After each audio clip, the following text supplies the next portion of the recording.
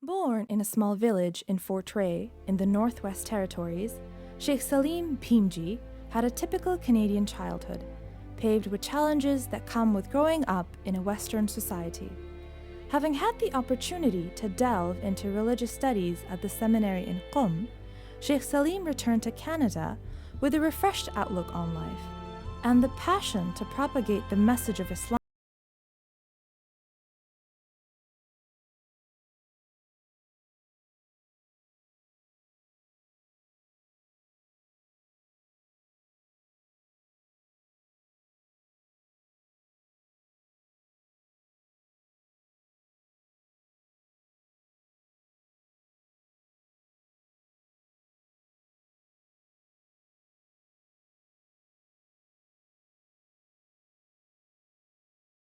As we take you behind the cover of the Islamic Publishing House. My name is Celine Benjy, and I currently live in Kitchener, Ontario, and I've been here for about 15 years now. I work with one of Canada's largest manufacturer and designer of smartphones full-time, and on my evenings and part-time I engage in various forms of tabligh and educational and propagational activities within my community and within the greater community of Kitchener-Waterloo. So my parents moved from Uganda, from East Africa to Canada in the late 1960s, early 1970s. And because of the fact that my father's older brother was a medical doctor and he was actually stationed up in Northwest Territories at that time in the early 70s. So when my parents decided to move to Canada, he basically suggested to them, why don't you come up north, and he would help them get set up with a home with also a job at that particular time. So they made the move directly from Uganda to a village called Fort Ray in Northwest Territories. They lived there for a few years. I was born up there in Fort Ray. And then eventually my uncle ended up moving south to Edmonton. And obviously my parents gravitated towards that move as well. And they moved south also to Edmonton. And so they basically around 1974, they moved to Edmonton. As far as we know, though, there were no followers of the Ahlulbayt alayhimussalam in Edmonton at that time until the exodus came from the community from East Africa. There were probably a few maybe from the Pakistani background, Indian background, but very few that we're aware of. And so when my family moved and subsequently other families moved, they would have been the first few to actually form an official community of believers within that region. I think my parents would describe me as a quiet child. I have some lingering memories of things I used to do as a young boy. I don't think I was mischievous, and that's at least my opinion of myself. My mom and dad may beg to differ on that area, but I recall being very quiet, very reserved, very shy, really keeping to myself, just playing with whatever possessions we had at that time. Having grown up in a city with a very small Muslim community, we asked Sheikh Saleem to shed some light on his experiences as a Canadian teenager. Growing up in Edmonton, and again being from a city where there was a very small Muslim community, very small Muslim congregation, I think like many young boys and girls, I personally got, I guess, pulled by the currents into the mainstream society. And really my role models at that point in time were unfortunately not religious figures, right? They were the people you see on television, in the movies, the people who are involved in pop culture. And because the Muslim community was so small and youth who were of my age were very few within my geographic area, so we didn't have a lot of connection with them. And so again, I think I just gravitated towards the mainstream society.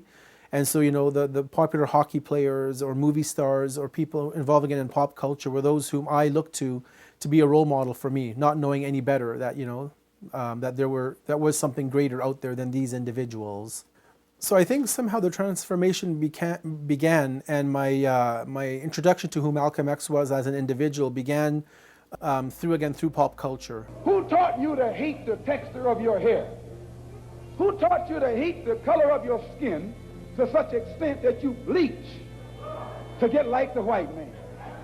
Who taught you to hate the shape of your nose and the shape of your lips? Who taught you to hate yourself from the top of your head to the soles of your feet? Who taught you to hate your own kind? Who taught you to hate the race that you belong to? So much so that you don't want to be around each other. No, before you come asking Mr. Muhammad, does he teach hate, you should ask, who taught you to hate being what God gave you. Right, through the likes of the hip-hop industry, because they used to speak about Malcolm X and the Nation of Islam fervently within their lyrics. And I remember hearing this name Malcolm X, but I had no idea who this man was. And back then there was no internet. You couldn't just type in a keyword and search for him. So I remember going to the public library and trying to find books and articles about Malcolm X. And I found some information here and there, but it didn't really whet my palate to give me information on who he was. And that's when eventually I heard that he had written his autobiography with the help of Alex Haley, the author of Roots. And so I remember running to find that book, and I remember reading that book cover to cover. And that really was that impetus to begin that change in my own life. Seeing a man like the late Malcolm X coming from what he was in his previous life, we can say, when he was so stuck into the material world, when he was a drug dealer, he was involved in crimes, he was involved in so many illicit things within society. But for him to go through that entire transformation of his life and come out to be a man who is now a leader of a not only a local movement, but it was a international movement to an extent. That really pulled me into that direction, that that change is possible. That we have examples like Malcolm X, we have examples even within the school of Ahlulbayt, such as Hur, on the soldier who moves over to the ranks of Imam Hussein on the day of Ashura. That if a person is really looking for the truth, Allah will guide that person, right? And definitely that was evident in so many of these experiences that we had seen. After completing his secular studies in electronic repairs, Sheikh Saleem was in pursuit of further Islamic knowledge and took the opportunity to study at the Theology Seminary in Medina, New York, and from there carried on his studies at the Seminary of Qum for a couple of years. So a progression in life, I guess, it happens to people at different levels, right? All of us have that awakening sometime in our life. Sometimes people have an accident and they realize a new calling in life. Sometimes people have some, fortune come upon them and they change their outlook and perspective on life. For me, the change, it came about through many different ways, right? It was through being introduced to books after being, again, away from books and literature for 5 or 6 years during my teenage years, being introduced to books such as Then I Was Guided by Dr. Tijani, such as Najul Balagha of the words of Amir al-Mu'mineen Imam Ali, peace be upon him, and many other books.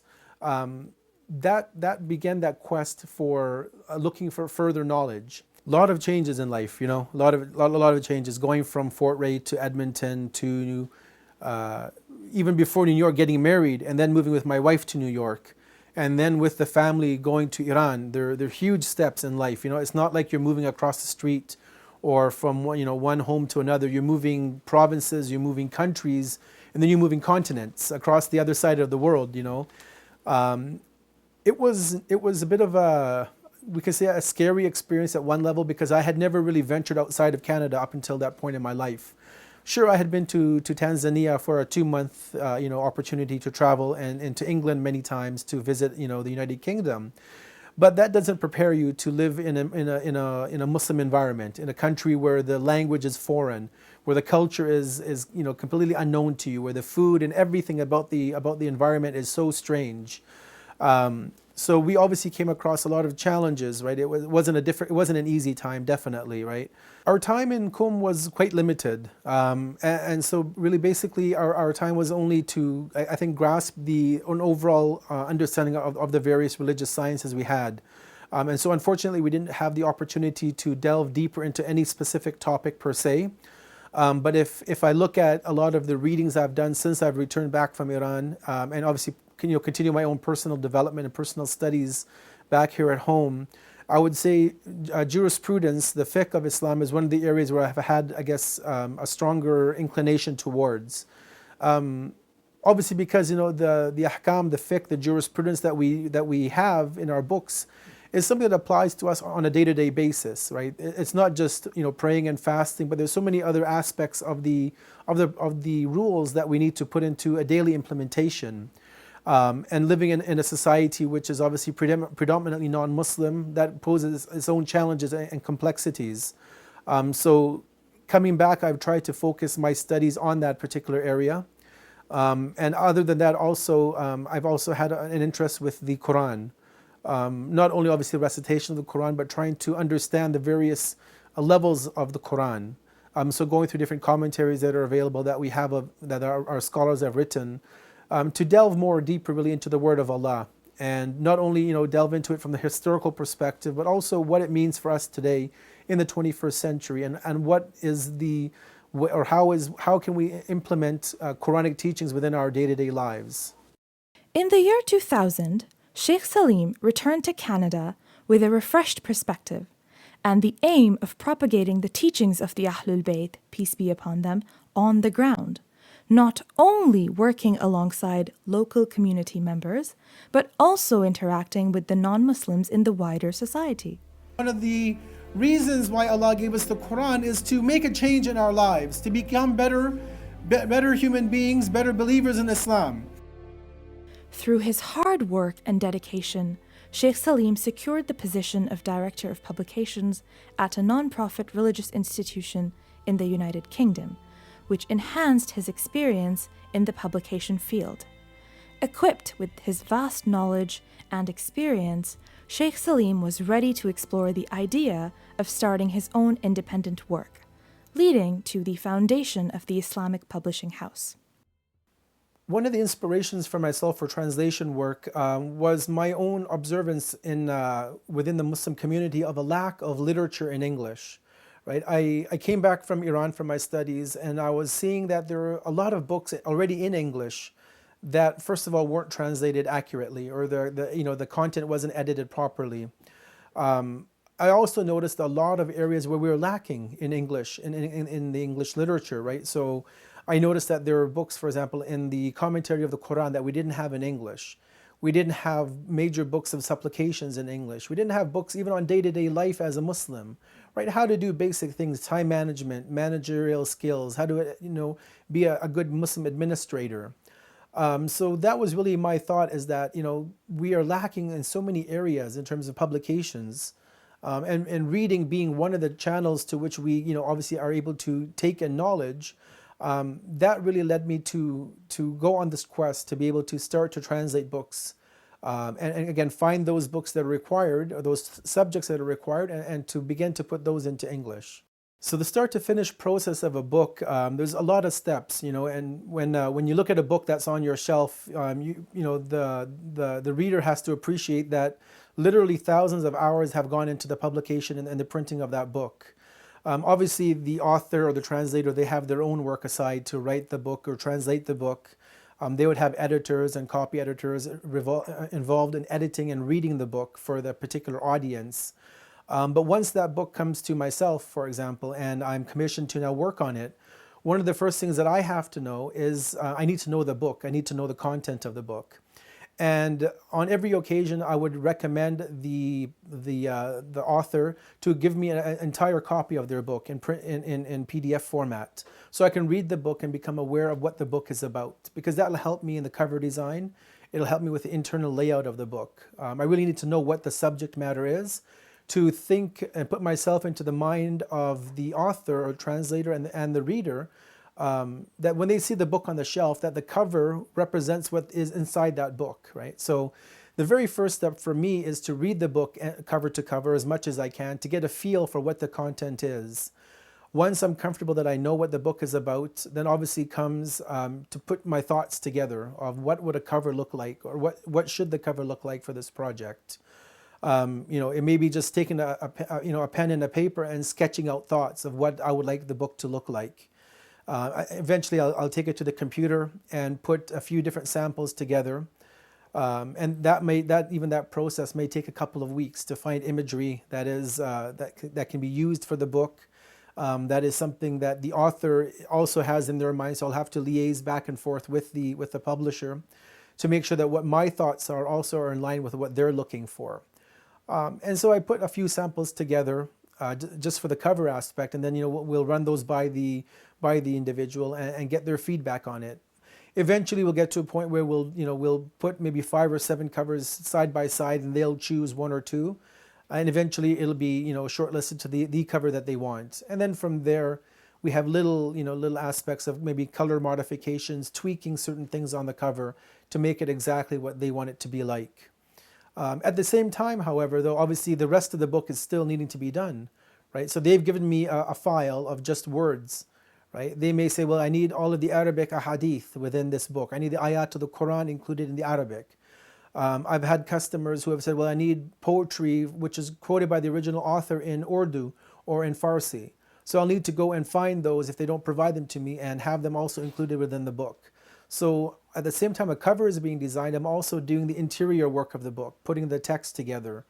And that also is difficult because, again, every publisher wants to have their book look unique inside as well. So they don't want to use the same font that they've used for other books. So they don't want to use the same font and typeface that other publishers have used. So we'll have to find something that appeals to them and that is easy for the average person to read. That process also can take weeks to maybe months to actually perfect. Right? And so really all of these steps, some of them run concurrently, one with the other. But ultimately all of those things finally culminate in a final project being completed, the cover and the layout. And then obviously we go to the stage of printing a book. So we determine quantities, we determine the paper quality, a lot of other things that go in terms of the printing until we can actually get that book sent to print and on its way to actually be produced for the client. Yeah. Because I couldn't see any other way to do it just because of the fact that, again, I'll go to page 118, and you'll see at 118 that the footnote number 29 continues up right up until the end of the page. And then footnote 30 is beginning here. So there was really no other way to link the two together. Right. Other than combining. Yeah, that's perfectly fine. So, yeah, in this section, so it's true. In the first section of the book, I want it's supposed to read fluidly, so the paragraphs of the translation and of the Arabic are divided the way you're talking about, and so those have to be kept together. But that's not an issue there because there's no commentary, so it all just flows continuously. And there'll be no CD with this book, will there? No, there's no need for the CD anymore. Now we'll just do QR codes, and they can link them to. We'll link the reader to our website where they can just download the file. Okay, perfect. It's I can say this, I think, is that translation is not just knowing 2 languages. I think, to put it very simply and blunt, people think that, I know language X and language Y, so I can translate and I can make people understand. And I think experience has shown that just knowing 2 languages doesn't make you a translator, right? You need to know the nuances of the language. You need to know how that the host language and the recipient language, how both of them use words and terminologies. You have a lot of examples where in one particular language they'll have a phrase or an idiom, and you can't just render that into another language because it wouldn't make sense. As an example, we say in English that this person is a chip off the old block. Right now, if you were to translate that into another language, it would probably sound preposterous, right? What does that mean? Right? But we know that it doesn't mean the literal a chip off the old block. It means something much deeper and profound. So it's not enough just to say, okay, I know Persian or I know Arabic and I know English, so I can sit and translate. Right? And we've seen people, unfortunately, like this, that they think that they know 2 languages, they have access to an online dictionary, let's say, and they can go and translate a book. To give you an example, as we had seen a person who had a book which he was translating from Arabic into English. So he had the Arabic book in front of him, he had his notebook that he was translating into English with, and he had a dictionary in front of him. So literally he would read a sentence in Arabic, look up the words he didn't know in the dictionary, and then write the sentence in English, word for word basically. And if you read that translation, you realize that this work really made no sense at all. And in actually certain areas, it was really doing a disservice because it was completely taking theories and concepts out of their true context and putting them into a language which that person had no idea about. So definitely, for a translator, it's not enough just to know the language. They need to know the culture and how that culture uses that language in all of its different aspects. As we can see, Each project requires an incredible amount of time and care to make it successful, whether it is designing a book cover, translating pages, or working on the latest book due to be published in time for the month of Ramadan. Despite having such a busy schedule, family time is central in Sheikh's life. In fact, we quickly discovered that the Islamic Publishing House is very much a family affair. So my wife and I have collaborated on multiple projects over the last 15 years. I think one of the first books that we did together was a book called A Mother's Prayer. And this was actually produced shortly after our first daughter was born. We were looking at that time, obviously, for a book or books in English that would give us prayers and supplications to recite when my wife was pregnant. Things that we've been encouraged from the 14 Infallibles to do during the time of the pregnancy. Supplications to read, things that we should be performing. And we looked at all of the books that were available, and we really didn't find anything in one comprehensive book. So we had to pull 4 or 5 books to find the different supplications. And so with the encouragement of one of our community members who really gave us that that push to do this, we sat down and took all the books available that were printed up until that point in English and said, let's work through this and compile one book that every mother and father can use, or prospective mother and father can use, as they're on the path of trying to conceive a child. And so through that project came this book, A Mother's Prayer, which was and is the very first and probably the only comprehensive manual of prayers and supplications for the Muslim couple that guides them from pre-pregnancy through all the stages of pregnancy up until delivery and even beyond delivery. So how was school today, madrasa? Madrasa was good. Yeah, what'd you guys do? Well, we did Quran class and we read some surahs from the Quran. Uh-huh. And then our teacher talked with us a little and taught us some things. Okay. How was Quran class? What'd you guys recite? We recited some surahs. We had to memorize some surahs. Mm-hmm. And I'm doing Surah Mudathir. So we read those surahs. Uh-huh. And then our teacher saw how much we had memorized. Oh, wow. So it sounded like you had a good day at school, at madrasa today then? Yeah, I did. Yeah. Really good day. Looking forward to next week again? Sort of, yeah. Definitely with the publishing of books, we've tried to make it a family affair, that we all get involved in the process somehow. Whether it be, for example, when I have completed the translation of a project, my wife will be the chief editor for the book. So she reviews the content of all the books that I edit or anything that I write. Actually, even when we work on books for children, so for example, we have published a book called the Ahlulbayt of Karbala to teach children the Arabic language through the event of Karbala. So because that book was aimed at children at an age of, let's say, age 4 and up, we wanted to make sure that children and young boys and girls who read it are able to understand the story and also are appreciative of the art within the book. So we had my daughter also, being that she is within that age group, we had her to review the book and look through it. Also other books that we have worked on and that we're currently doing for children, we have my daughter also feed her input into the project.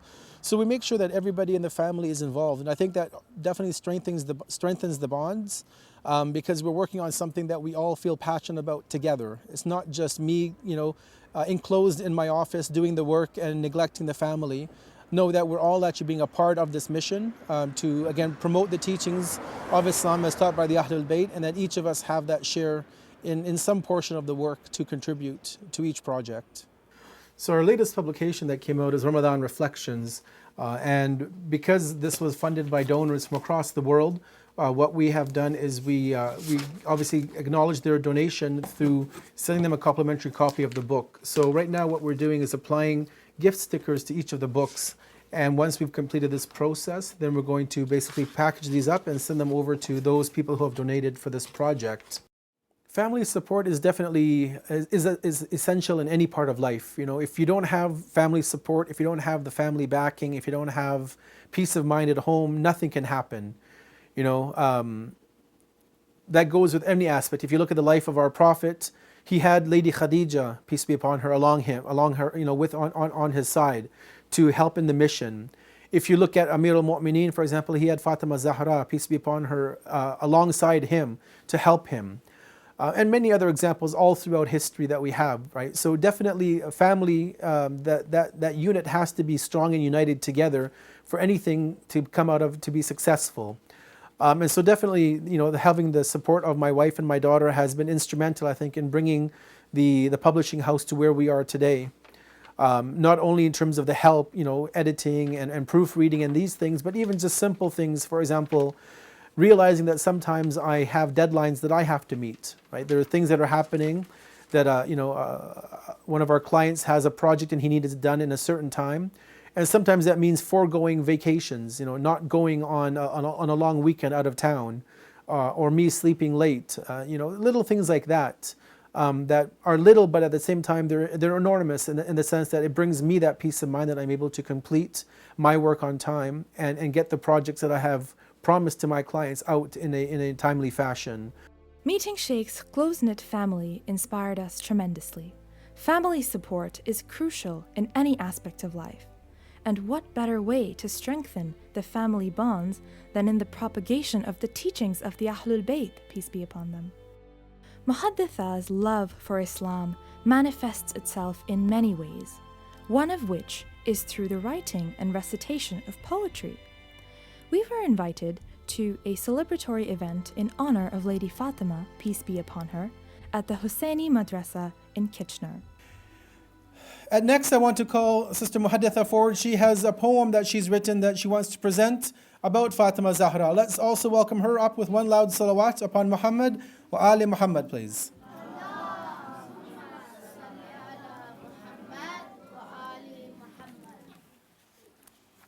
This is a poem about Baby Fatima. Baby Fatima was born into a holy family in Mecca on the 20th of Jamadi Thani. Her father, the last prophet, was a very special person because he got the Quran from Allah as a revelation. Her mother was Khadija, the first woman to accept Islam, and her husband was Ali, who is the very first Imam. Bibi Fatima has many titles by which she is known. Through these, many of her amazing qualities are shown. She was patient with everything, so she was known as Sabira. She was also very pure, so the people called her Tahira. Abiha was her title because she was like a mother to her dad. She would take care of her father and cheer him up when he was sad. Because of working so hard, her hands got blisters and her clothes got very dusty. So she went to the Prophet for a maid, but instead he gave her the famous tasbih. Even though she was young, Bibi Fatima had many children. They were named Hassan, Hussein, Zainab, Kulthum, and Mohsin. When an enemy pushed the door on her, Mohsin died before being born. Later, Bibi Fatima died and her whole family began to mourn. To this very day, we hold gatherings to cry and remember her, and wait for Imam Mahdi to come and establish peace forever. So today is actually a very extremely important day where we're celebrating the birth of the daughter of the Prophet Muhammad, Fatima Zahra, peace be upon her. And so one of the things that we've tried to do is ensure that our children, the Muslims of this new generation, is that they have an appreciation for Muslim culture. Growing up obviously in Canada and North America, we are very isolated. And when it comes to celebration of holidays, it's only the holidays of the culture that we live around. So they know Easter, they know Christmas, they know Thanksgiving because they're official days off from school. But what we try to do is incorporate the Islamic festivals within our madrasa system. So today, for example, that we mark the birth of Fatima Zahra alayhi salam, we had speeches by the children, we had poetry by the children, we had the children recite the Quran, and then we finished off with cake and celebration. So for me, this helps forge an identity that our children can have in the religion of Islam. Growing up, when I was brought up as a young boy in Canada, we didn't have these sorts of celebrations, and so our religion was only limited to the mosque setting, and we didn't really have a way to enjoy the festivities per se. And so this is beautiful because it gives our children shows the importance to our children to consider the importance of the religious festivities that we have. Whether it be the days of Eid, the days of the birth anniversaries of the infallibles, it shows them that we also can have fun and celebrations within our religion, and that there's a good time to, there's something to look forward to when these events happen. As you can see, they're having fun, they're eating cake, they're talking to one another, they are sharing in a celebration that normally they might not have been able to participate in, otherwise. So it's a great way for them to really enjoy the fun aspect of the religion as well. Later on, we caught up with Muhadditha and asked her what inspired her to write this beautiful poem on the Lady of Light. My name is Muhadditha Saleem I'm 11 years old, and I live in Kitchener, Ontario, and I go to WT Townsend Public School.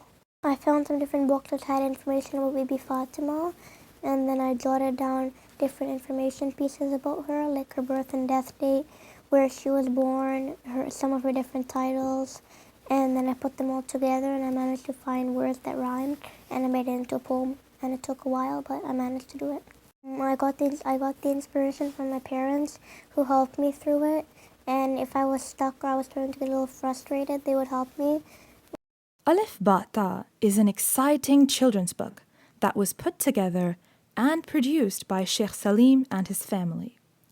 The incredible amount of thought and detailed effort that went into particularly the design and content of this book speaks for itself.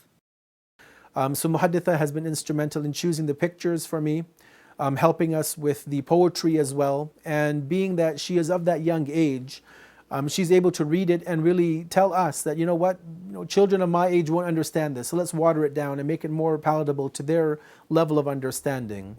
So once the young boy or girl opens up the book, Ahlulbayt of Karbala, they're presented with this image of the title of the book in blocks. I mean, obviously young boys and girls are accustomed to playing with blocks as a child, and so that's what we wanted to represent to them, that this is going to be a very child-friendly book just by looking at the introductory page. And then on the side you see the two golden minarets of the dome of Imam Hussein, of the shrine of Imam Hussein alayhi salam. As we work our way through the actual book, the children have an opportunity to actually write their name in the book, so it personalizes the book for them. And there's also a little pledge that they make that as lovers and followers of the Ahlulbayt, that they will do their best to learn the alphabet and also read more about Imam Hussein and Karbala.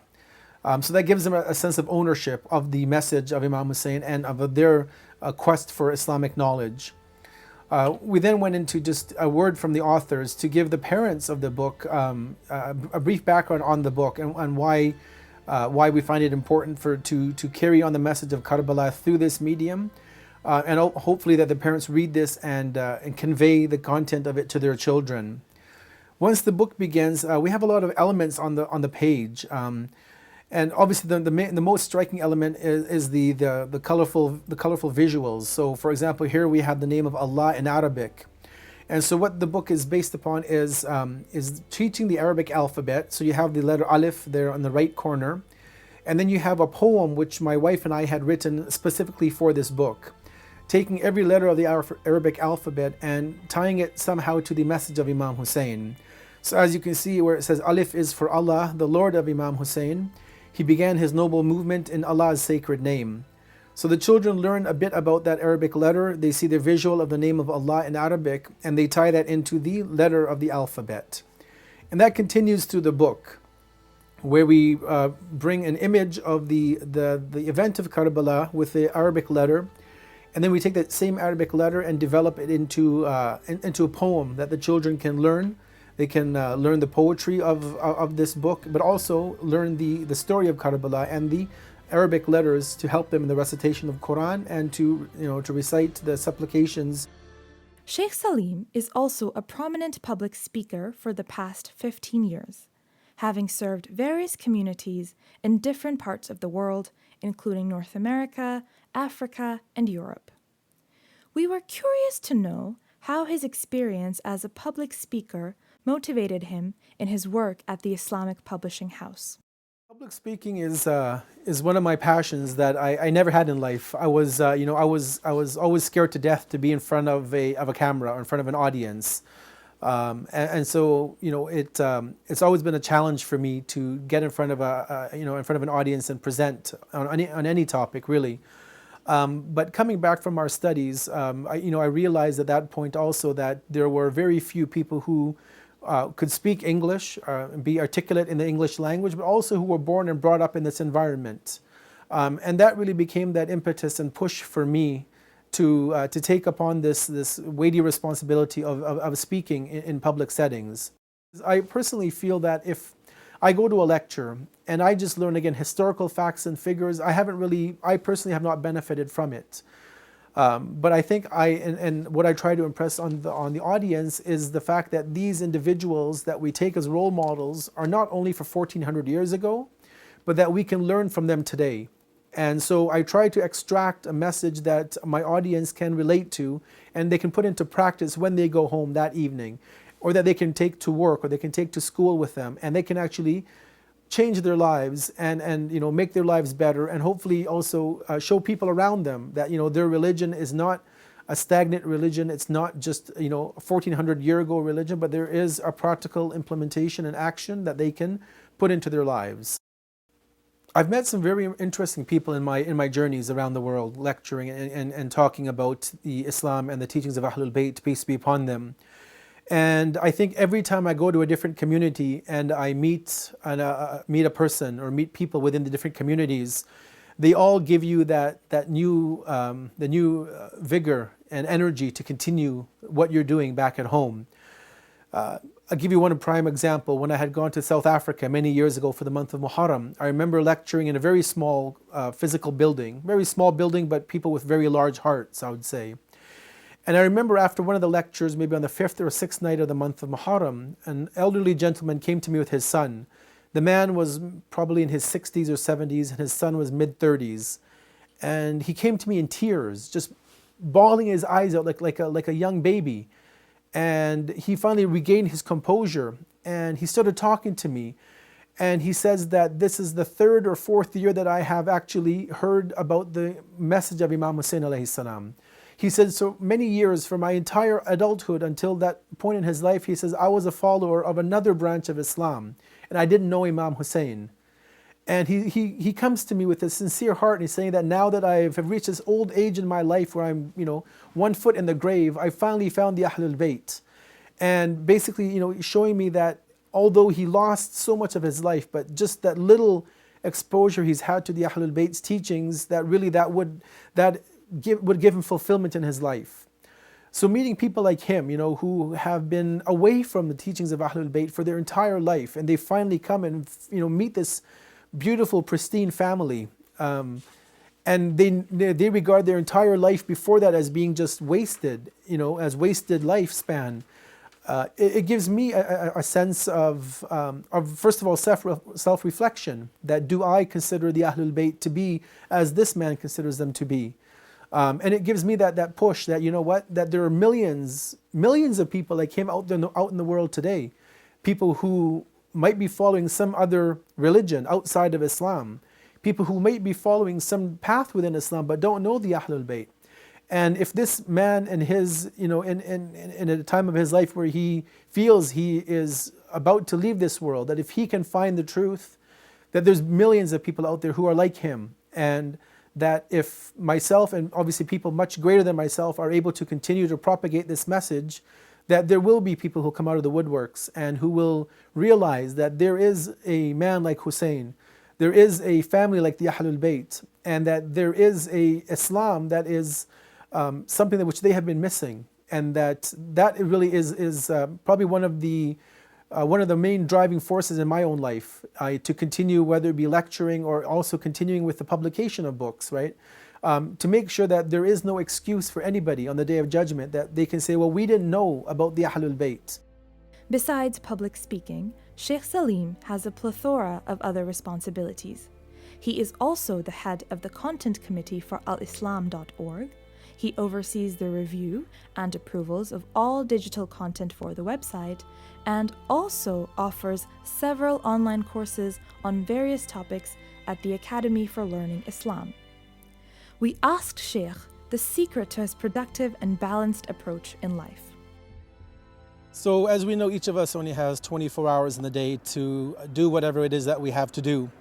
And so for me, one of the greatest challenges, as with anybody else, is how do I manage my day and juggle all of my responsibilities between my full-time career, between my tabligh, my propagation work, my business, through the publishing of books, and also the family. So what I've learned to do really is prioritize those things that matter the most to me, and also prioritize them based upon what can be done at a certain time. So as an example, I know that I need to pray my daily prayers on their own time, on their specific time, so I make time for that. When I come home, I know that I only have a few hours before my daughter goes to bed. But my work, for example, for the book publishing can be done at 10, 11, 12 o'clock at night. So what I try to do is make sure that those things that can be done in that particular time period are done then. And so if that means that I leave things to be done later on at night or next morning, early in the morning after the morning prayers, then I do so accordingly to make sure that I give everything that is required its own time and that I don't sort of miss any of my responsibilities within the day. So I feel it's very important as Muslims that we give time to our family, right? Our spouse, our children. As we know, Allah says that these are our trust, they're amanat given to us. And so we definitely have to give them their appropriate time. So with my daughter, with Muhadditha, I try to take time out during the day to engage in activities that she likes to enjoy. So although there's things that I like to do to pass my time, I realize that now this is her time.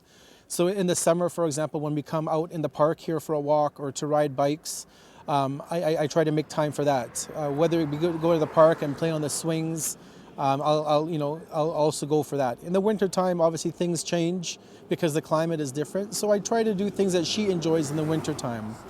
Going, sledding in the winter, going tobogganing on the hills. But really the goal is to do things that she enjoys. And also that obviously I enjoy as well, but that's something that makes her happy.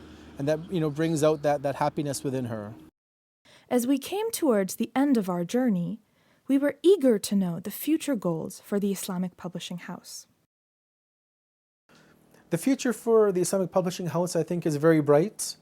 We have a lot of goals, I think, that we want to reach.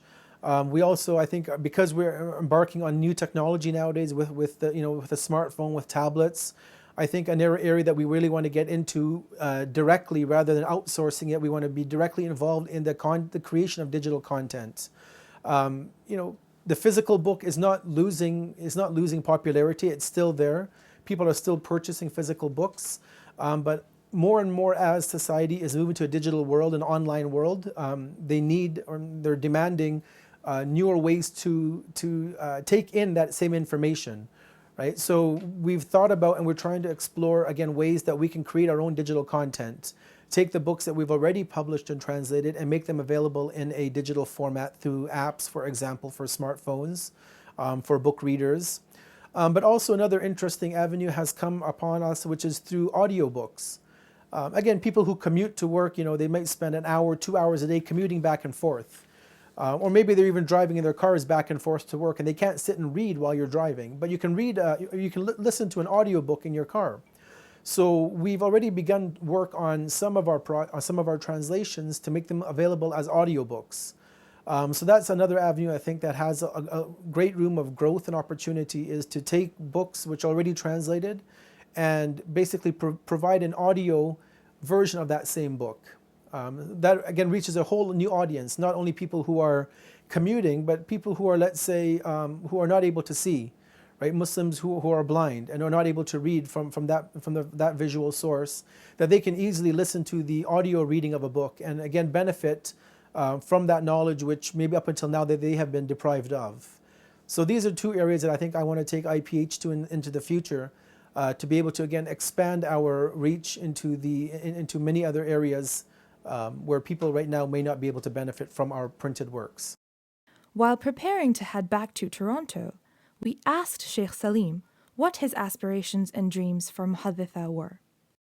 I definitely would like to see my daughter continue in the footsteps of the Islamic Publishing House and to have her bring forth a new generations of authors and translators and publish their works. But at the same time, again, I realize that she is an individual on her own with her own personality, her own character. Definitely we encourage her to pursue the path of knowledge and to pursue the path of serving the religion of Islam. But ultimately, at the end of the day, whatever path she decides for in life, we would obviously be happy for her. And again, wish the best for her in whatever endeavor she hopes to take on in life. These awards I have got from madrasa, most of them. This one I got from my grandparents as an award for Quran memorization. These I got for the end of the year for getting first place, the highest mark in my report card. And this I got for perfect attendance one year. And this I got participation for a competition that we had. It was a Quran competition that we had in the madrasa. This one I also got for the Quran competition. I came second place for amount of minutes recited in Quran. Having nurtured such a wonderful daughter and instilling in her the love for the Ahlulbayt, peace be upon them, from a very young age, Muhadditha will, God willing, continue to carry on the message of Islam with great pride and confidence. I would like to continue writing poems for the love of the Ahlulbayt, and I would like to write different poems for each of the Imams and the Prophet, because it's really relaxing when I write the poems. I would like to thank them for giving me inspiration through all the troubles and difficulties that I went through, and I would like to thank them for being amazing parents.